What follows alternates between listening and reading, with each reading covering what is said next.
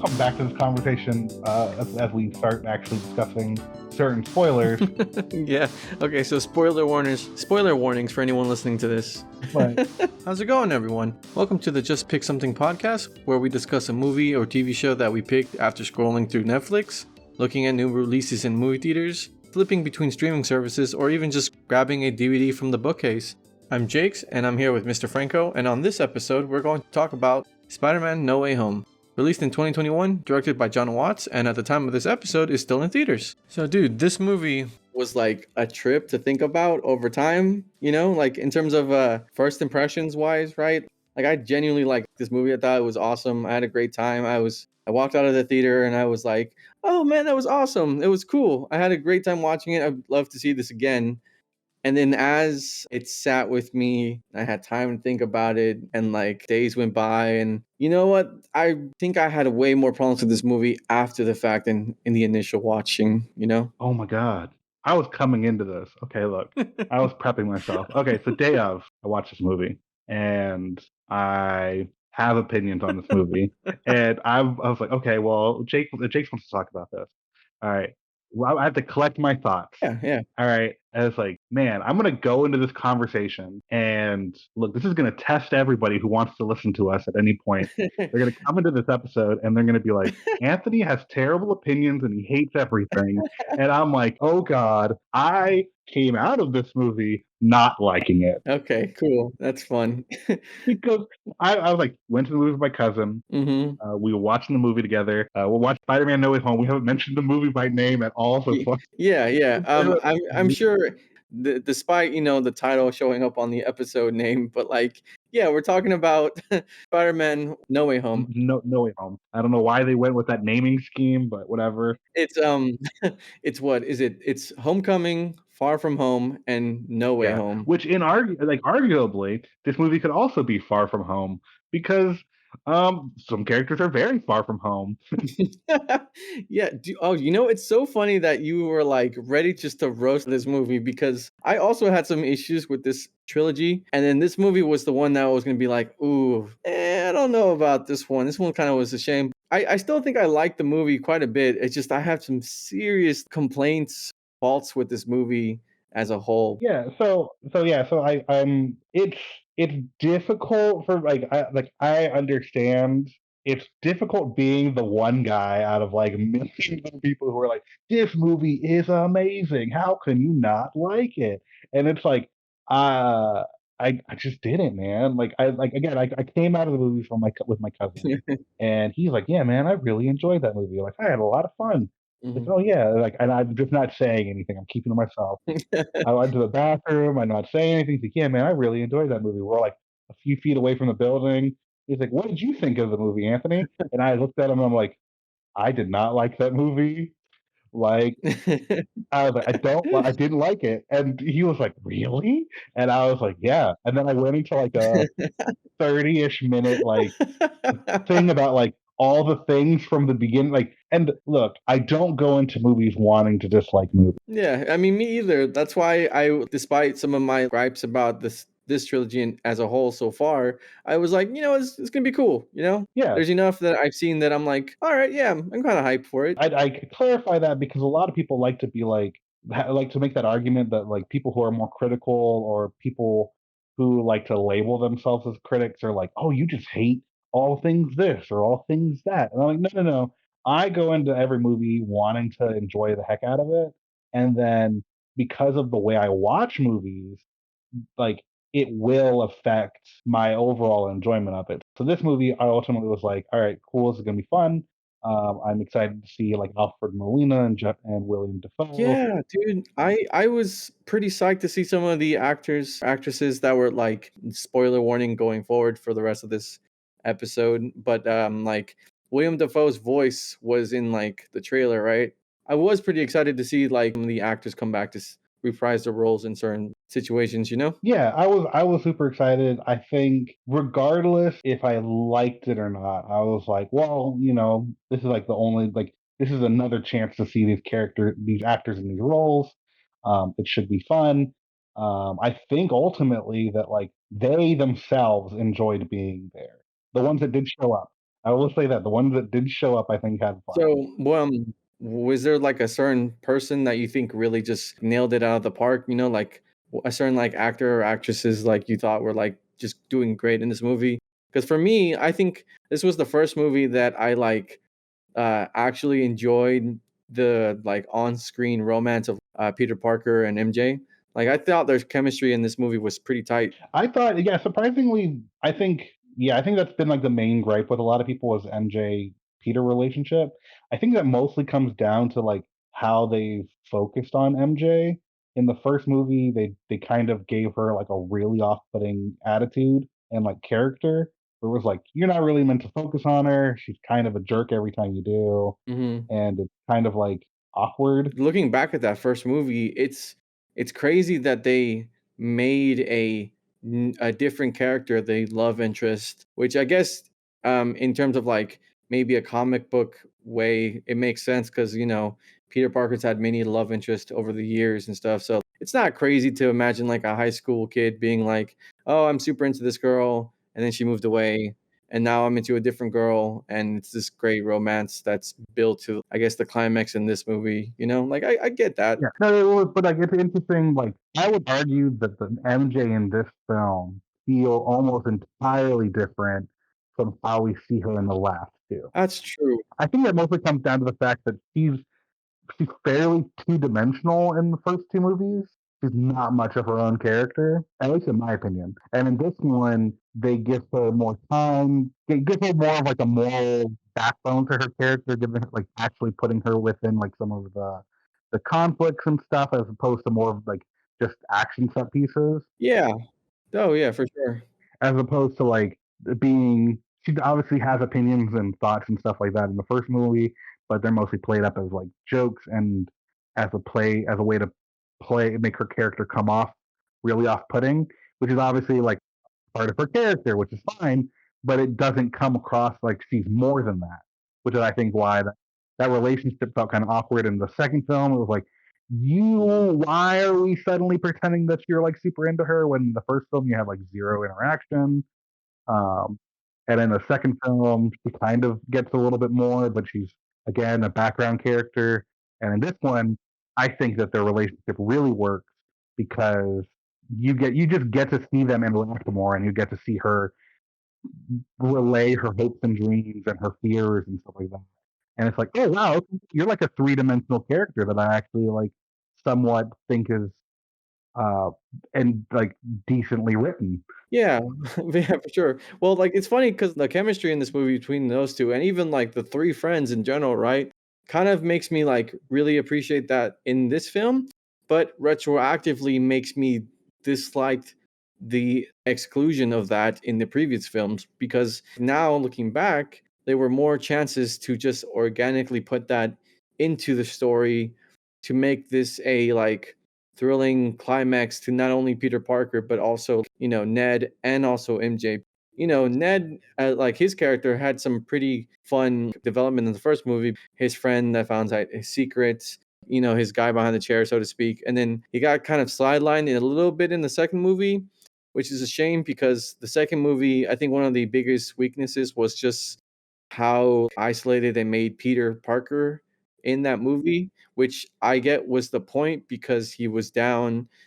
Tony Stark was gone. Quentin Beck comes in to fill that role of a father figure. If he's supposed to be like a high school kid, you know, going through like, some hard times, it feels like a lot of kids or like teenagers would probably rely on their friends, which would make me think that, you know, he would probably talk to or hang out with Ned somewhat, and then that would make some interesting. And so, yeah, in a weird way, I think it just kind of like retroactively made me wish for more in the other movies versus enjoy this one as much as I did in this one, you know? Yeah, I think, man, there's this trilogy in general has I felt like it's always the balance is always off. There's I don't think they ever hit the right balance for any of the characters because it's like in one movie it's like you're saying like it's just like they're underutilized or they're overutilized or they're not they just don't fit the role. Like there's a role missing Yeah. and it just feels awkward. And So with this one, so I think Tom Holland, Peter Parker is, I think he's solid. I think he's a solid Spider-Man. The man acts his butt off. Yeah, for sure. He does a good job. But I've always personally been of the opinion they're always trying to sell the narrative of Peter Parker like owning up to like a certain level of responsibility and him being Spider-Man, like being like the classic idea of Spider-Man and stuff like that. And I'm like, I feel like they always try to convince the audience that he's like, this is like a classic iteration. Like, this is he becomes like the classic iteration of Spider-Man by the end of this movie. I think they do that with every movie. So like every movie ends with them being like, the first movie's like, oh yeah, I'm gonna be a friendly neighborhood Spider-Man. Second movie's like, all right, cool, we're getting rid of all the Tony Stark connections. Put it like Peter's doing his own stuff. He is the person who is making his suit. He's the one who's like relying on his own abilities. Like it's Peter now. And in this movie, obviously, it ends with I'm gonna get like, giant spoilers for how this movie ends, obviously. Hmm. It ends with him being poor in New York, making his own suit from scratch, which don't entirely understand, but okay. And it ends with him being, again, quote unquote, like the more comic accurate Spider-Man that we all hoped and wanted, despite the fact that we've said that in the last two movies as well. And are we actually going to get the Spider-Man we want? Because we keep saying that every movie, and clearly we think that every movie we're getting that at the end, and we don't. Okay, so I also agree a little bit about the ending a bit. So I'll come back to that in a second though, because kind of like you were talking about in terms of how everyone did as a performance, right? Yeah, Especially as Tom Holland as Peter Parker, right? So in this movie, I thought it was great that we got to see the other Spider-Man fan service moment. It's exciting, nostalgic. It hits you really hard with the villains, and then you got to see the Spider-Man, right? yeah, And because of that, we actually got to have this great almost like on-screen comparison yes, of the Spider-Man in their element of being like Spider-Man.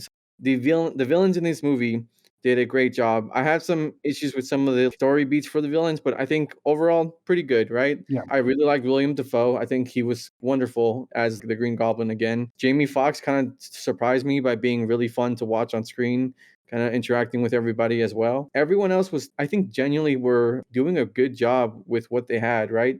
And then we get to that point in the movie where we get to see the other Spider-Man come in, and Andrew Garfield's Spider-Man, comes in, and like almost immediately, I feel like I'm just enjoying watching him kind of bounce off the other actors and actresses, Okay. right? And then we get to see, like Sam Raimi Spider-Man, Tobey Maguire just come in, and it's almost this completely different performance. He's just so more subtle, subdued, and he kind of just, oh hey, look, what's going on, guys? Oh hey, this is a cool where I ended up. So yeah, what's everyone up to? Like I don't know, completely different energy, and like, Yeah, and then we get to see Andrew Garfield Spider Man being like jokey, like I guess comic book Spider Man, and then when they finally meet and have that heartwarming and also just devastating scene of sharing their like grief with each other. It's kind of nice for all the grief over the years of your low points in your movies and your high points in your movies. It's nice to see them as their characters just kind of bring it in this movie, you know what I I mean? mean, I understand what you're saying. I don't agree. I get Ever it. since I got bit by that spider, I've only had 1 week where my life has felt normal. That was when you found out. The thing that kind of got to me is, when they were like talking about, their cool fight moments where they had in the past and Yeah, stuff, and they're all kind of just bantering back and yeah, forth, right? It kind of made me appreciate what they all brought, and it kind of was a shame that Andrew Garfield's Spider-Man in particular got like a lot of hate over time. His movies I think are genuinely viewed as more the disliked Spider-Man movies. yeah, Seeing him in this movie kind of made me like appreciate the choices he brought to his role. And then the fight scene happened, and it was just kind of like, oh, this is awesome, but like, I don't know, it was kind of messy a bit, you know? Like it felt a little yeah, weird together with all those pieces finally in motion where you get to see the villains all show up, all three Spider-Men show up, and it kind of just put some of the issues of the movie more in plain sight. okay. Sandman, right? When he showed up, it was cool that he was, hey Peter, it's me. I'm here to help. what's going on, like it felt like he had a villain on his side. I guess they kind of force him to be like a villain again, where it feels very sudden and very fast, where he's just, I don't trust anybody, I don't trust you. And like they gave a little bit in the movie to kind of explain why he turned so suddenly, but it felt really forced for me. He really should have been with Doc Ock and was on their side of the big fight. Yeah, it was okay. So it feels really bad when I'm just like, man, like I just don't agree. Yeah, dude, it's cool. What's it called? I just wanna say, I genuinely like these movies even though they're, like, super campy and, like, ridiculous. And it's totally alright if someone's not into this movie. Like, it's cool. I get it. That's fair. So to go back to Andrew and Toby showing up, the setup for that scene, first off, for me, I think is when Ned's like, I'm going to try to use a sling ring to open up a portal. And I think this scene, I feel like encapsulates a lot of what I actually don't like about this film, right? From like pretty much all angles, except for one. The setup for the scene I think is terrible. I understand that they were like, yeah, no, like Ned's always like, I had magic in my family, yada yada. I was like, but in like a writing coherent sense, I was like, the writers were like, and we need an excuse for Ned to be able to do that. God, I know, right? I felt so forced. I was like, "Where is this coming from?" It just seems so out of nowhere. And if I'm being honest, I think that's the entire film. I think the entire film is entirely forced. It doesn't feel natural in a writing perspective. I had a conversation with someone. They were like, "No, like this is why it works in universe. Like why these things led to that." And I was like, "No, no, no. You're using the film's logic to explain why the film's writing worked, right?" Oh, dude, there are so many moments. I feel the exact same way, and I'll let you finish your thing, but, like, man, am I on the same page with you about some of the writing choices they made in this. I was like, the film says that this is how it works, and so it works that way. And so when you argue that the film says it works this way, so it works that way, but I'm arguing that the writer had to make an excuse for it to work that way, and they wrote in an excuse. And the nuance between the differences is that sometimes you try to do something like it's like you find the conclusion and you have to backtrack and find a way to get there, right? And I feel like instead of trying to go this is like the natural consequences of these actions, like the general setup of this film, which is, Mysterio leaks Peter's identity, says that he murdered him, and you're like, all right, cool. What are the natural progressions of that film? And the movie says, no, no, no. We need to end with the multiverse fight from the three Spider-Man. How do we get Yeah, there? The story hook was, um, Spider-Man's identity is now revealed to the world. and he's accused of Yeah, murder. that's the hook, right? Like, what is he gonna do next? Like, what's gonna happen next? So I'm going to try to use a D&D way of explaining it. The DM really, really, really wants you to do this like big multiverse fight where you team up with a bunch of old heroes, yada yada. And he's like, all right, cool. So instead of you guys naturally progressing on your adventure and going and doing the things that would regularly happen, I'm gonna railroad you and like force you out of certain things to go to the ending that I Right, prefer. yeah. So, you know what's so the craziest thing about this, right, is that with that hook alone, right, they pretty much just hand wave it the any consequences or any interesting story ideas of that kind of almost immediately in the first 10, 15 minutes. They're like, Peter Parker has his identity revealed. They're swinging through the city trying to avoid all these people suddenly trying to get him information and this and that, right? Yeah. And then almost immediately we get, like, admittedly, a fun cameo of Matthew Murdock, Daredevil, showing up, "Hey, I'm your lawyer. Everything's fine," which is crazy because, like, Yeah. almost in the first 10 minutes, they're like, "Oh, yeah, the murder charge, you're good. You're fine. You don't have to really worry about that anymore." Cool. Then what is the, like, Like danger of this movie, so right? Like, the question with that alone, right, is how. How did they drop the charges on freaking murder?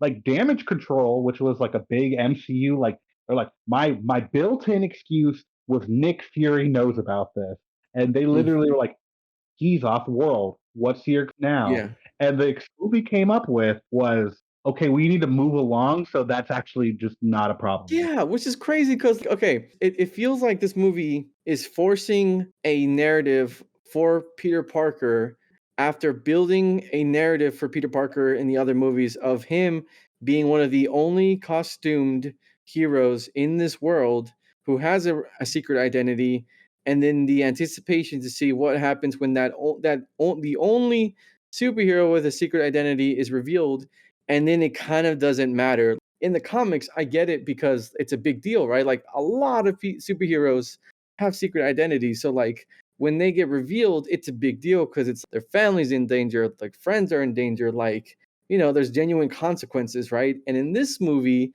you have a chance to play with though, but at the same time, the MCU, pretty much everyone knows who everyone is in terms of a superhero, right? So like Like Hawkeye, uh, Captain Captain America. America, Tony Stark, yada yada. Everybody's widely known, except for maybe actually does Black Panther have a secret identity outside of Wakanda? Well, even his father, who was, a diplomat, maybe not like a worldwide known thing because Wakanda was a secretive country, right?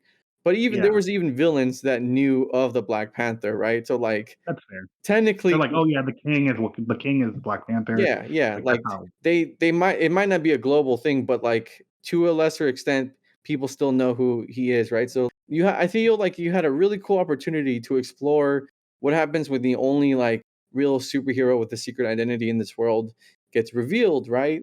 And it kind of gets hand waved away when it's like, oh, it's okay. It's kind of just people being like annoying sycophant fans or something, kind of intruding on their lives, and which is interesting, but then the later half of this movie kind of doesn't even bother with that.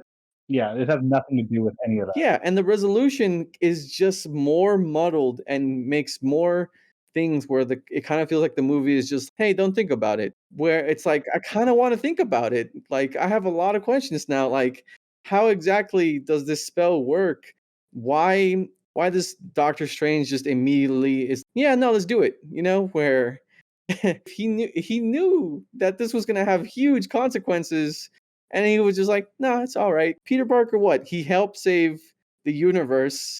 Like his existence is a huge part of like why they're all alive, and he's still like, "Yeah, no, let's just go do it right now." Like I don't know, in a minute, let's walk to the basement and just knock this out, get back to lunch or something. But yeah, that I think that's why it perfectly encapsulates that point. I think the writing in this movie is convoluted, lazy, unoriginal. There's a bunch of words that I'm like a really negative connotation. I had a nicer one, Hmm. but like it ultimately like it feels forced. There you go. That's the best one I can Yeah, use. yeah.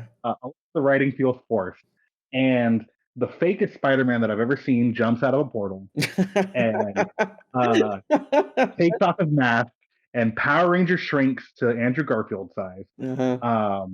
Because like it literally is like, here you go, here's a CGI muscular Spider-Man. He takes off his mask and he's less muscular and smaller, and it's Andrew Garfield. Yeah, yeah. Um, and I'm like, that was really awkward.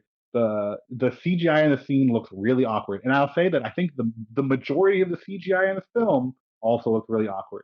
There's some really key details and like some sequences that look fun, but for me personally, the fact that this was filmed during COVID is very obvious Oh, yeah, for sure. because the green screen is very obvious. The way that characters interact on screen is very obvious, and So here's a question for you then. Were there any like visual changes in terms of like CGI that you kind of were hoping they improve upon, or like at least kind of put their unique spin on it? Like one thing that I was kind of surprised that I enjoyed was, they changed Electro's design for this movie, right?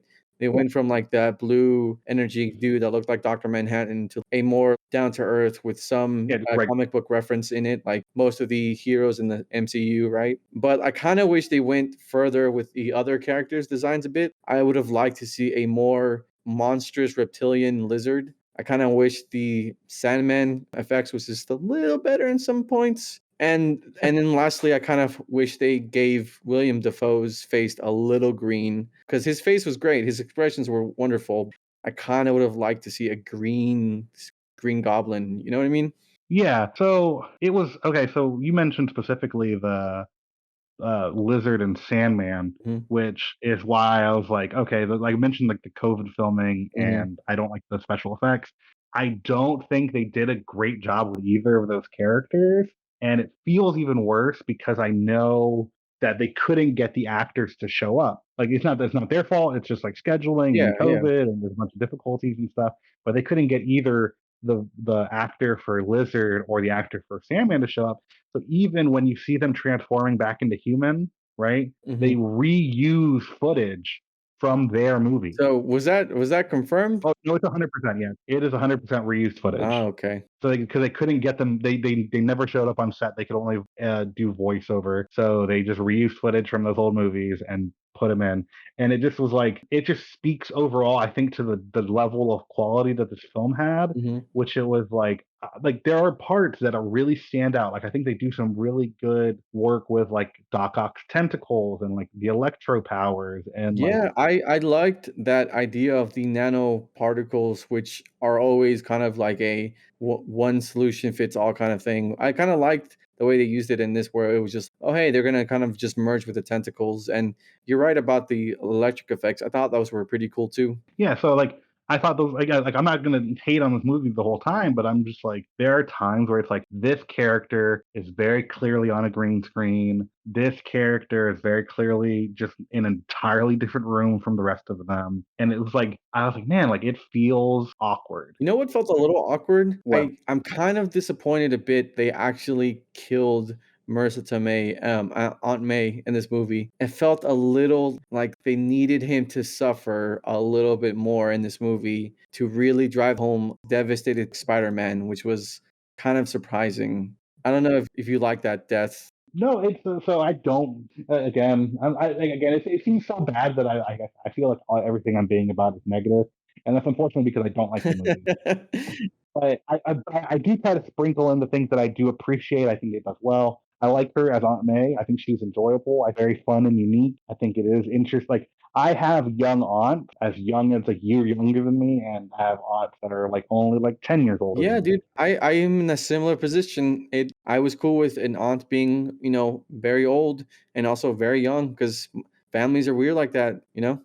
Yeah, so it's like I have no problem with this. This is cool. She does not have to be a 90-year-old woman. So I never had a problem with her as Aunt May, but it felt very awkward. It very much felt like a decision they made because they came up with the ending first. The ending was that no one knows Peter Parker exists. You can't have Aunt May because then you literally are like, well, what about Aunt May? Like, if Aunt May doesn't exist, like she doesn't exist, like Yeah, but see, she doesn't that's exist, what like that's what makes your point about the ending more true, but also like I would say Happy Hogan big as a presence in Peter Parker's life at this point as like Aunt May does, right? yeah. And yet he still was around in the end of the movie, and it was weird seeing like what he remembers and what he doesn't as a result of the I think I would say bad description of the wish in general,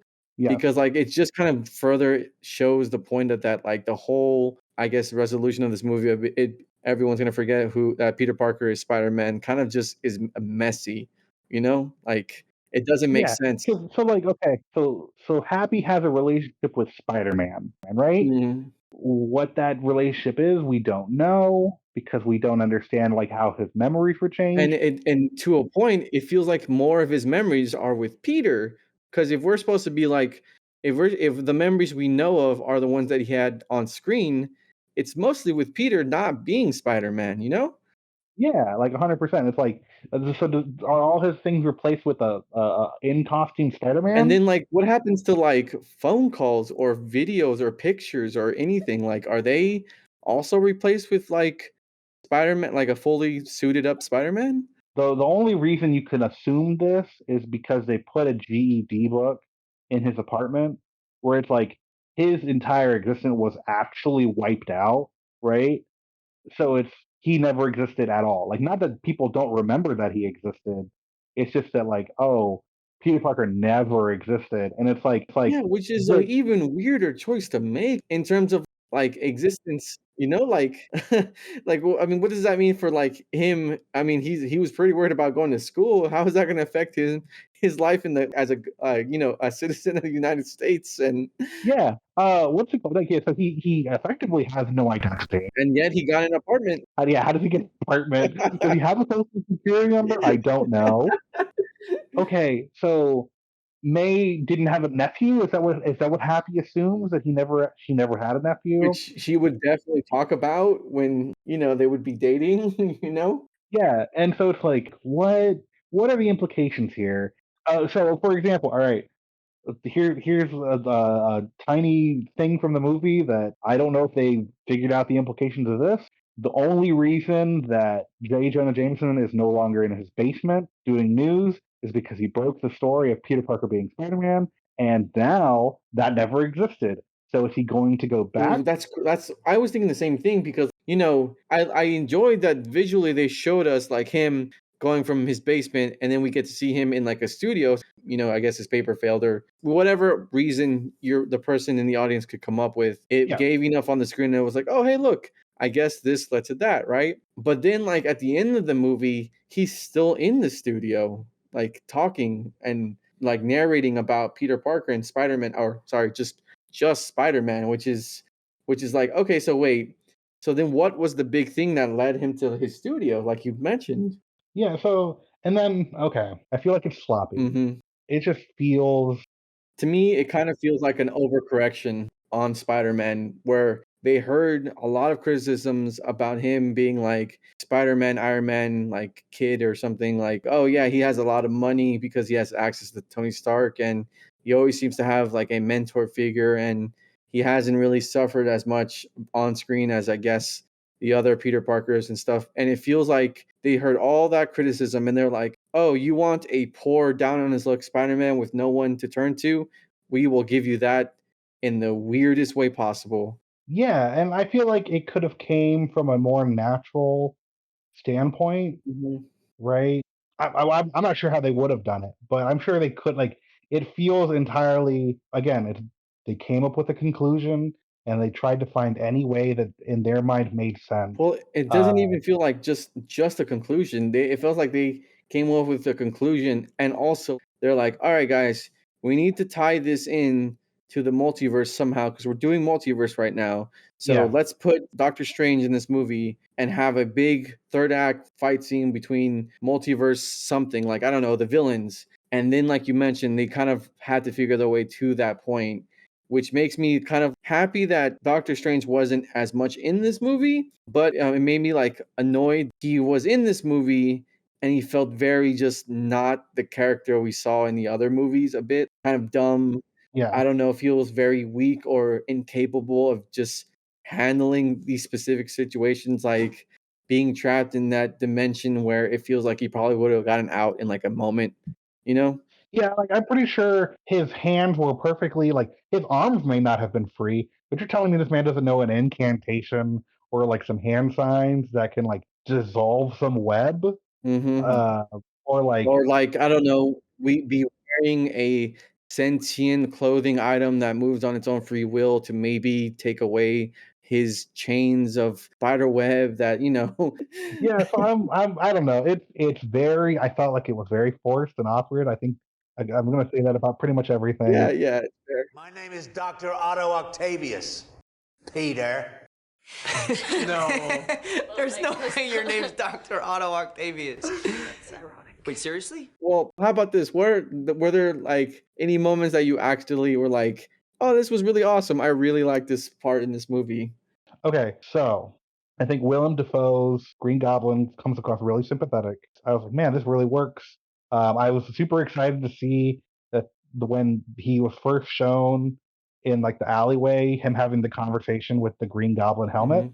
I was like, oh man, I'm surprised that they did that callback because I wasn't sure if they were gonna have him having that full on conversation with himself the way that he used to. I like that.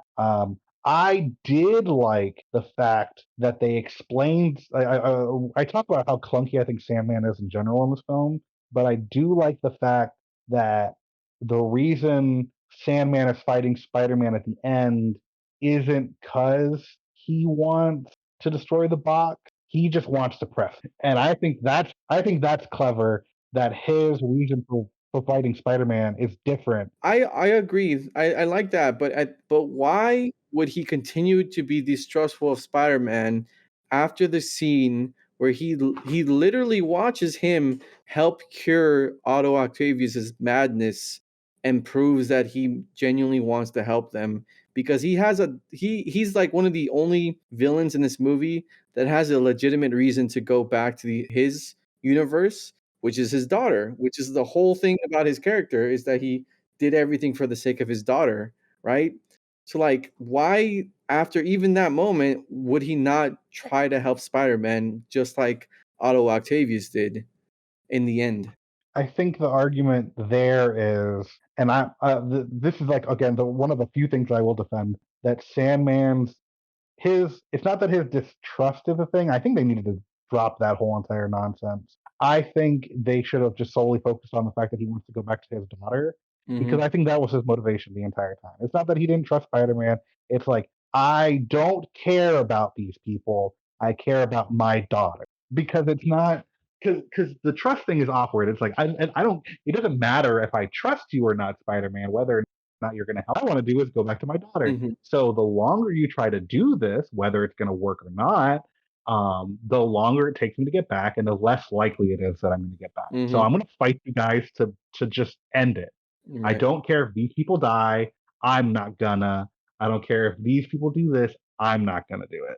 So it doesn't like. So it was an interesting way of setting up his conflict with Spider-Man. That wasn't. Oh, I'm only doing this for my own gain. Um, well, it is for his own gain, but like not in like a staying evil kind of way. Yeah, yeah, for sure. So yeah, I liked the performances. I liked some of the CG. I liked that little bit of um a lot. Man, it's hard for me to like say positives because I honestly I'm like the level of forcedness in this film really bothers me, and it sounds bad like because people love this movie, man. No, People love this yeah, people movie. do really like this movie, and like look, if you love this movie, hey, that's awesome, man. Like I really like this movie coming out of the theater, and it's just when I sat and thought about it for a while, and just I just kind of wanted more. Before this movie even came out, I was not exactly looking forward to them doing a live action Spider-Man of the multiverse kind of idea, you know? I Yeah, mean, do you guys really have to like I know Spider-Man Multiverse was a big thing and it was huge and it was awesome because they made a lot of money. But like you guys don't have to do that. You guys are Marvel. Like you guys can do anything and it'd be fine. You know what I mean? Like yeah. The I think the original conceit of this film, and don't quote me on this, but I'm pretty sure they've mentioned it before.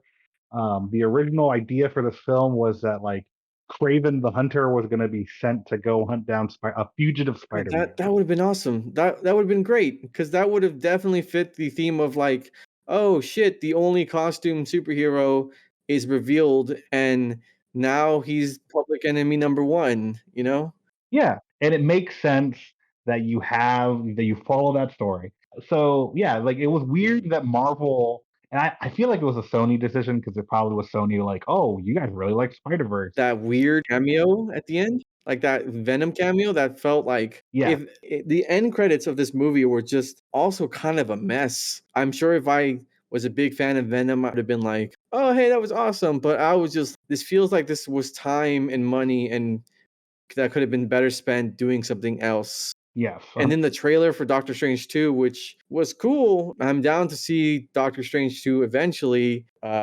Did not care to see it at the end of this movie. I would have been like more excited to see something like there's this one podcast that I like listening to from time to time called The Weekly Planet. yes, And they did this episode on Spider-Man, right? And they brought up this really cool idea, which would have been what if they had like used the end credit scenes to maybe show us a little bit of the world that they returned to of the other Spider-Men. Like they had them on set and they could have just had them be like, "Oh, hey, MJ, I'm home. How are the kids okay?" Something just to give a little something extra for everyone that really enjoyed seeing those cameos again, kind of build on the after that we never get to see of these Spider-Men from these other multiverse they really don't do much in terms of like build on their characters after their movie's ending, even when they show up in this movie. You know what I mean? Yeah, it was the end sequences. It doesn't make sense to me that you wouldn't. I agree with that. I didn't hear. I haven't heard their podcast, but it would have been cool to be like, all right, cool. We literally sent back different versions of these characters. Like these characters were supposed to die, so sending back good versions of them, fundamentally changing the situation that happens in these films. What does that mean, right? Like, does Peter go back? And I'm like, which Peter am I talking about? Does Tobey Maguire's character go back Mhm. and he lives in a world where now that he saved Willem Dafoe, James Franco's character's probably not dead. They like these are people that he had genuine connections with and relationships with. And what does it mean when you you fundamentally change the outcome of their life? Like, does Peter now have a good like that changes like that standing because like Otto and Oh yeah, they were like it was a huge like presence in his life. It's like losing a father and then the father suddenly showing back up again. yeah, and then for Andrew Garfield, it's not nearly as big because one of the villains wasn't even dead, but the other one had like a had was could have been like, oh, like no, you go back and you know this kid, you work with this guy or whatever. The spell brought in people who knew that Peter Parker was Spider Man, except for Electro, who didn't know that. He came Yeah. anyway. He was like, "I thought you were another guy. Like, I thought you were like, I like this is the first time I ever saw your face and knew who you were." Yeah, I gotta admit though, I really did like that brief moment where he's like, "I thought you were gonna be a black guy," and he's like, "Oh man, I'm sorry," and he's just like, "I don't know what to tell you. I mean, that's cool. I'm just not that guy." Yeah, I'm just a really lanky white dude. I'm sorry. I know you're expecting like Donald Glover, but like, I nah. mean, it would have been cool to have seen a Donald Glover cameo as like a different Spider-Man. It would have been cool to see the Spider-Man show up visually different too. What if when Andrew Garfield Spider-Man jumped through his portal, he was wearing the black suit and then took it off and looked more grizzled, kind of like the Like he said he was? Like he said he was? yeah, yeah, like he said he was, instead of saying it, also showing us that like, yeah, I went down a dark path where I'm just kind of losing my mind a bit and I've gone through some shit. It would have made his rescue of MJ falling down more impactful because it's more redeeming, even though that was a sweet moment.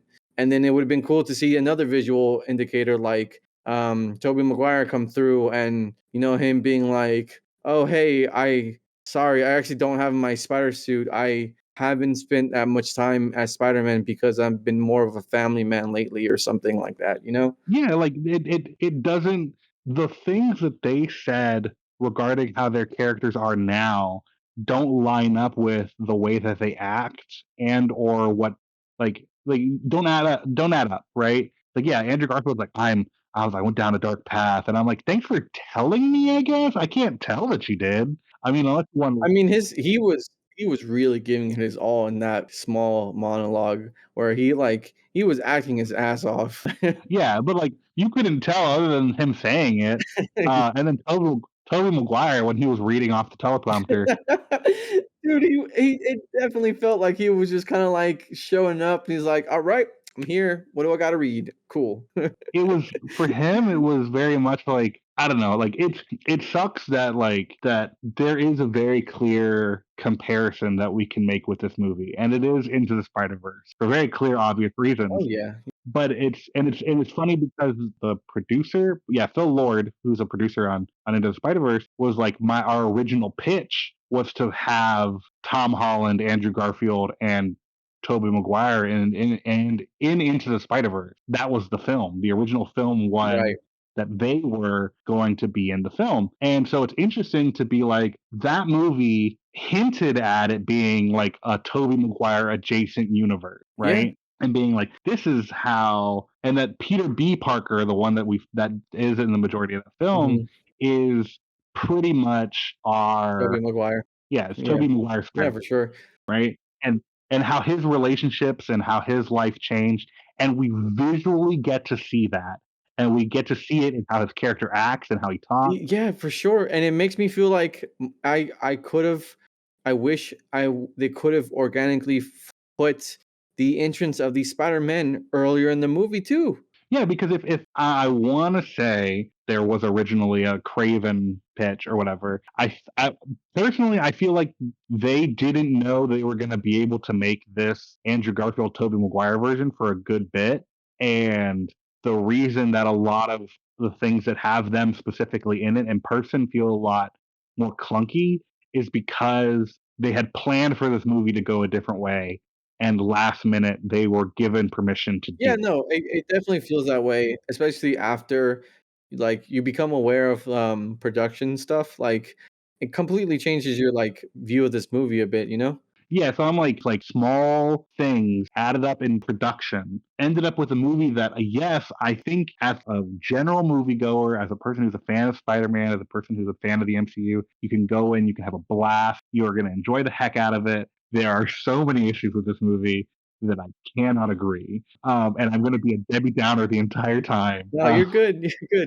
good. You know what, I think I genuinely still like this movie. I think there was enough moments where in that happened in the film where I enjoyed and I was like, that kind of made this movie fun enough for me to be like, it wasn't the best. I had some issues with it, like as we've talked about now, but like I would probably watch this another time, you know, and maybe get a different enjoyment out of it now that I know some of the plot points, you know, just in Yeah, it for the ride, you know what I mean?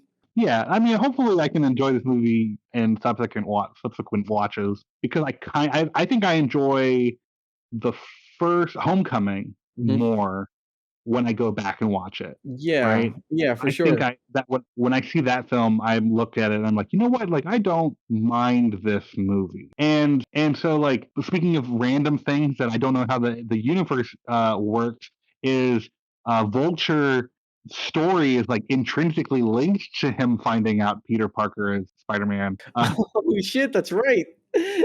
How what happened to that Does that guy? mean that his daughter is still at that school now? And, like, does he get put in jail? You I guess Spider-Man still stopped him, but Yeah, like I guess but so. the main reason that he attacked Peter was like, well, he had Peter was going to deal with Peter was because he knew that Peter was Spider-Man. So God, like can you imagine anyone that had a genuinely hopeful interaction with just Peter as a person?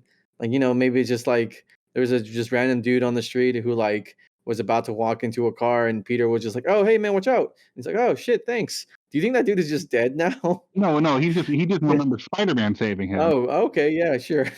Place every like so I like just like imagine I just imagine every like you said like all his passports and stuff are just like awkwardly instead of it being Peter Parker they're magically photoshopped with Spider-Man now.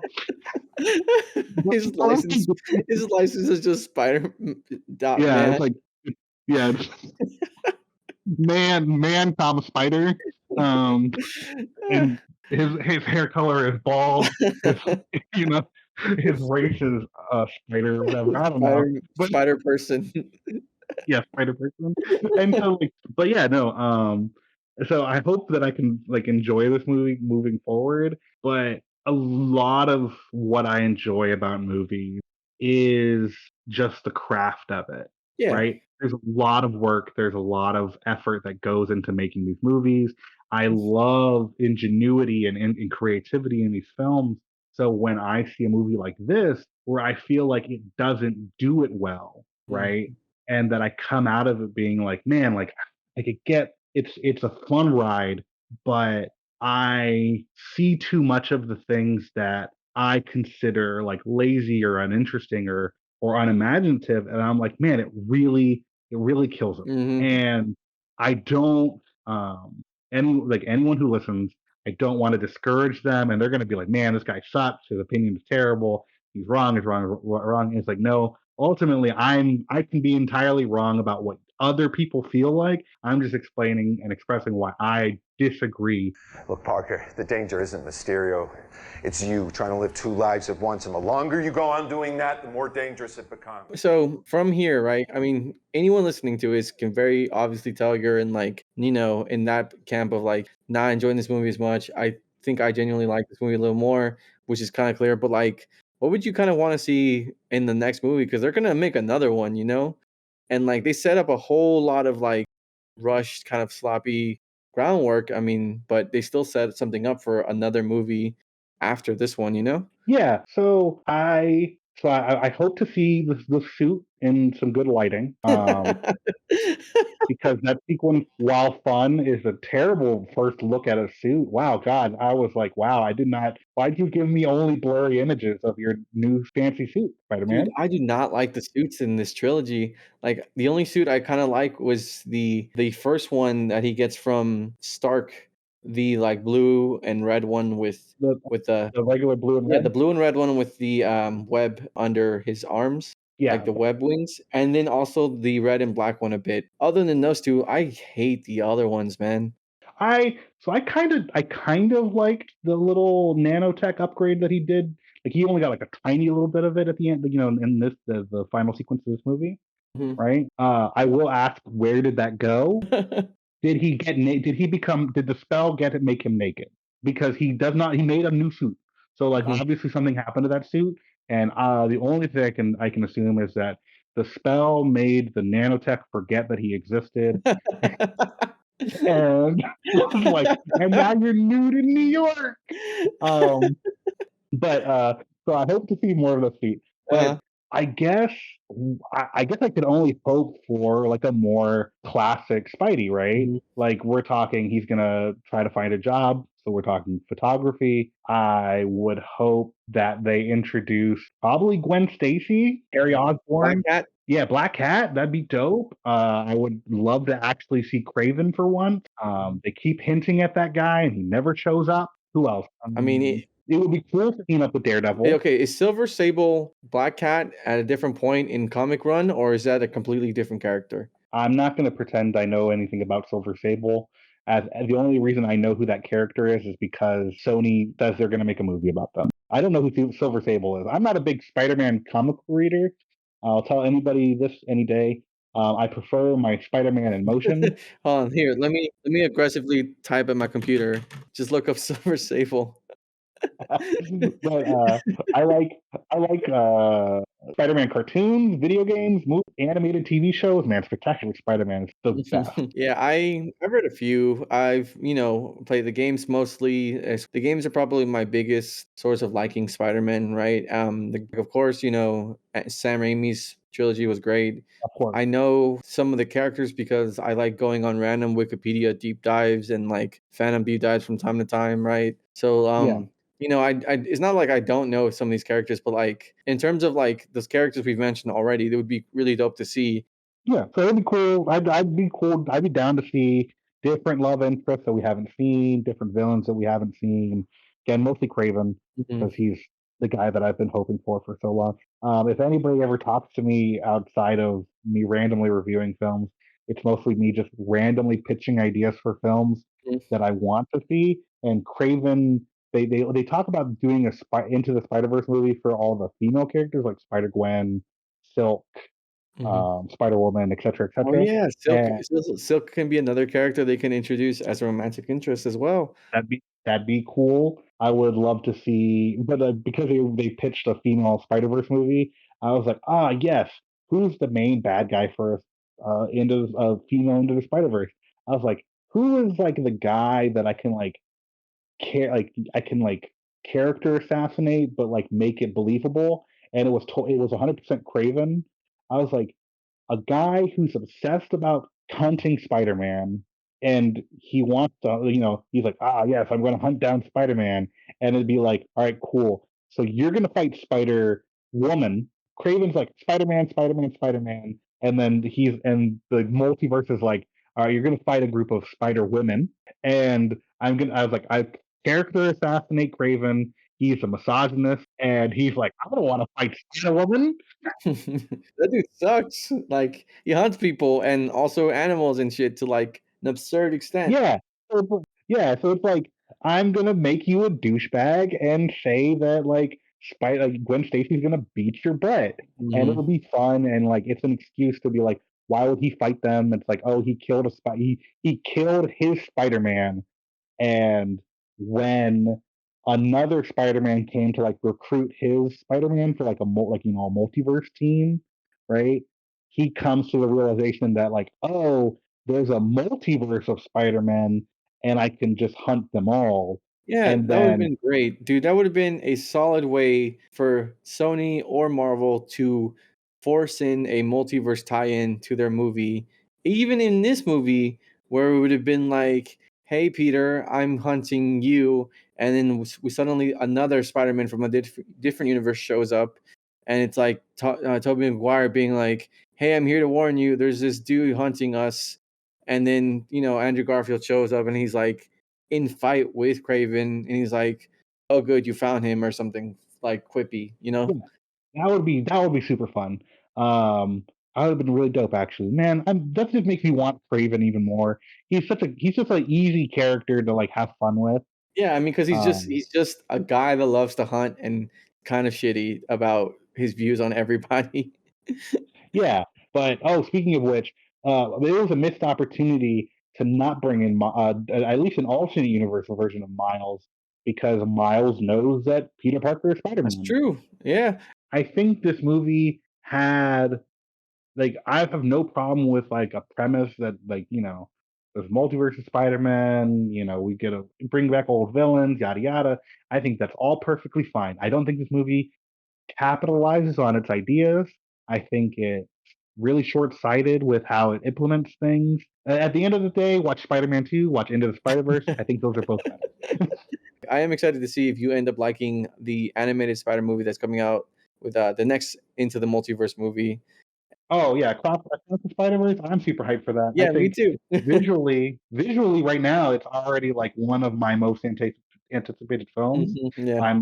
I'm a little worried about the part one, part two of it all, but man, I'm super hyped. I love Spider-Man, so I Yeah. want to see more Spider-Man.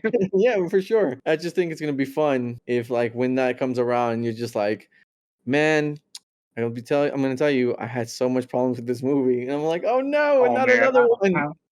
I'll get so mad. I'll be mad at myself if I leave that movie. The first Into the Spider-Verse movie was my favorite film of that year entirely. I love that movie. I saw it like twice in like that month. It was so much fun. Yeah, I think I watched it maybe 3 or 4 times in theaters, because I was like, "You wanna watch Into the Spider-Verse? We're going. This movie needs to make money." And then everybody was like, "Yeah, this is the best Spider-Man movie." And then everybody was like, "We're not gonna go watch it." And I was like, "I hate you all." Yeah. Yeah, I don't know what it is about like for me, the more stylized a movie is, the more I want to watch that movie. And that just turns some people off. Yeah, people don't like stylized movies, which is a shame because Spider-Man is such a stylized character that I'm like, he can do so many fun things, guys. Yeah, I have this very like just random memory I have from like early high school when the Scott Pilgrim versus the World movie was coming out. I Phenomenal. never read the comics. I just saw the trailer for this movie and I was like, "Oh, hey, that guy that did Shaun of the Dead's doing this movie, and this movie looks awesome." And then I remember talking to someone about it. I'm like, "Hey, did you see that trailer?" And they're like, "Oh yeah, I don't really know if I want to see that movie. It looks like a comic book movie, it looks like a comic book." And I'm like, "Yeah, it looks awesome." Yeah, it would have been dope. People should embrace. Well, first, people need to embrace animated movies in general. Agreed. Across the Spider-Verse, the first one didn't even get like 300 domestic or whatever. It was Mm. really obnoxious. Although I think it definitely did way better in the long run after everyone kept singing its praises over the next few months, you know? It does so many things well. All right, well, Ultimately, I didn't like this movie. You enjoyed it. yeah, I did. That's I good. still, even after this discussion, I think I still in the column of like, yeah, I enjoyed it. I think people should watch it. I think majority of people will go into that movie, have a fun time. Yeah, I think that's a pretty good way to end this. Yeah, all right, man. I enjoyed talking to you, man. Well, we appreciate that you stuck around until the end. Maybe you agreed with some of our opinions and maybe you didn't, but either way, we hope you check out Spider-Man No Way Home. The intro and outro song is VHS Dreams by Sean Ivers, link in the description. And thank you for listening. Until next time.